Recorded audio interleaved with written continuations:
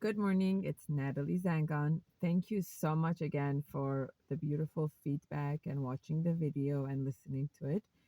I really genuinely hope that what comes out of my mouth will sit in your heart because it's coming from my heart. And it's all with full kavana, with having God in my mind and trying to relate to you words and messages that has been helping me to work on myself because we're constantly working on ourselves to become a better person. That's the whole purpose of being in this world, is to make our manners and our good behaviors better and better. So today I wanted to do a message regarding who is in charge. So who holds the key of your life and who are you having be in charge of your life? Many times you hear people saying things like, he made me do this, she made me feel that way, you made me so angry, I can't believe you did this, that I ended up doing that. So our words have a lot of power. Our words that comes out of our mouth impacts the universe around us, and we either become like the head of our body, or we make ourselves become like a tail that we follow what other people do, and we do it because they did it or they did this to us. We need to understand that as human beings and as becoming older and an adult, we need to take responsibility for our behavior. You cannot put the blame on other people. When you pass the red light when you're driving, you can't say, the passenger made me do it, my child in the back seat made me do it, my mom on the phone made me do it, my sister on the other side of the street told me to just come, there's no one there. Because guess what? Who's going to get the ticket? The person behind the driver's seat. That's who's going to get the ticket. You could make the explanation from now to a gazillion years, but who's going to be responsible for that ticket? You. Whose name is going to be on that ticket? You. Who's going to be responsible to take care of it? You, because you were the driver behind the driver's seat. That's the same thing with our body. We are the driver behind this body.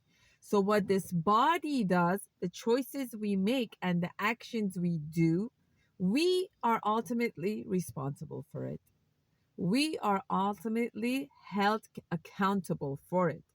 So when you get in the habit of just keep blaming, whether it's your kids, your spouse, your children, the dog, the this, the that, your children learn from it, people around you learn from it, and they will do the same thing back at you. So the more you tell yourself, hold on a second, who's in charge of it? I am. I am ultimately in charge of the actions my body does. Let me slow that down. I am ultimately responsible and in charge of what my body does. Our body is not a dog on a leash that's just going to go everywhere, right? We need to slow it down. We need to slow down and say, hey, hey, hey, emotions, I am not going to just let you make me follow you. You can be there. I can feel the emotions. I can experience the feeling, but I'm not just going to have you lead my body. No, I want my mind to lead my body, not my body and emotions leading me. I want the chokhmah bin adat. I want the knowledge. I want the awareness. I want the emotional capability. I want my emotion to go into my mental capability to be able to make the decision, not just my body. You know, I always tell people think that life is just about potty training yourself, sleep your kids, sleep training your kids, teaching them to eat. It's also about emotional training. It's not just about letting your child learn how to hold themselves and go to the bathroom when they're at the bathroom. To be able to hold their emotions is also part of the training, which we are responsible for, to help them become in charge of it, in control of it, aware of it, become aware of it. Emotions are there, feelings are there. experiences that our body goes through is there. However, when and where and how you choose to deal with that emotion needs to be in your control. That's what makes us different than animals. That's what makes us different than infants and babies. And that's what makes us different than people who just live a life based on their feelings and emotion. I just felt like it. I just enjoy it.